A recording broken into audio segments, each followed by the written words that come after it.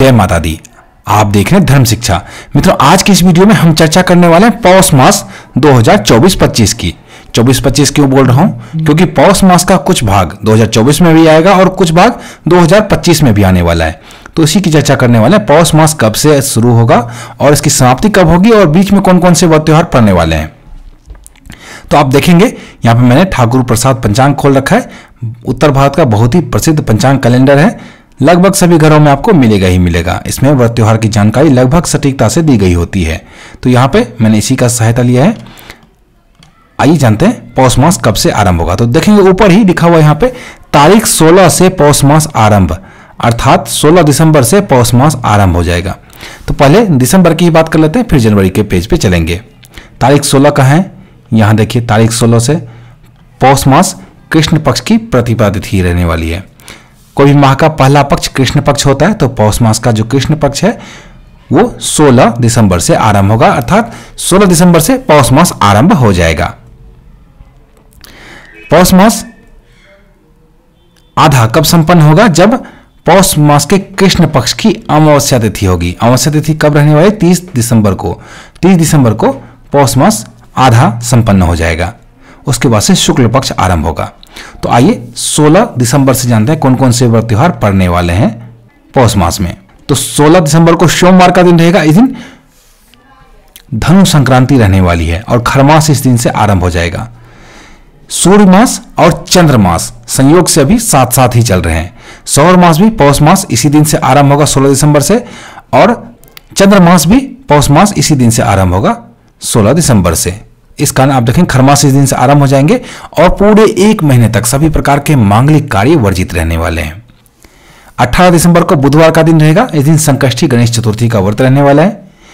25 दिसंबर को पंडित मदन मोहन मालवीय जी का जयंती रहने वाला है। 26 दिसंबर को गुरुवार का दिन रहेगा। इस दिन सफला एकादशी का व्रत रहने वाला है। पौष मास की कृष्ण पक्ष की एकादशी को सफला एकादशी के नाम से हम जानते हैं। 28 दिसंबर शनिवार का दिन रहेगा। इस दिन शनि प्रदोष का व्रत रहने वाला है। 29 दिसंबर को रविवार का दिन रहेगा। इस दिन मास शिवरात्रि का व्रत रहने वाला है। साथ ही सूर्य का नक्षत्र परिवर्तन होगा। यहां पूर्वाषाढ़ में सूर्य लिखा हुआ है इसी कारण। 30 दिसंबर को स्नान दान श्राद्ध की अमावस्या सोमवती अमावस्या रहने वाली है। जो कोई भी अमावस्या सोमवार को पड़ता है उसे हम सोमवती अमावस्या के नाम से जानते हैं। तो कृष्ण पक्ष में यही पढ़ने वाले हैं पौष मास में। अब चलते हैं शुक्ल पक्ष के लिए जनवरी 2025 के पेज पे आगे जानते हैं। यहां पे हम लोग ठाकुर प्रसाद पंचांग फिर से खोल चुके हैं और जनवरी 2025 का पेज है ये, देख रहे हैं। जनवरी 2025 में आएंगे, देखेंगे यहाँ पे क्या लिखा हुआ है।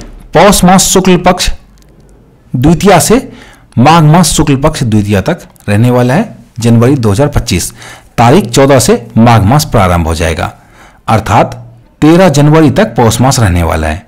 तो आइए व्रत त्योहारों की चर्चा कर लें। पौष मास में कौन कौन से रहने वाले हैं। 1 जनवरी जैसा कि आप सभी जानते हैं ईसाई नववर्ष आरंभ होता है। चंद्र दर्शन भी इस दिन रहने वाला है। 3 जनवरी शुक्रवार का दिन रहेगा। इस दिन वैनायकी गणेश चतुर्थी का व्रत रहने वाला है। 5 जनवरी रविवार का दिन रहेगा। इस दिन स्कंद षष्ठी का व्रत रहने वाला है।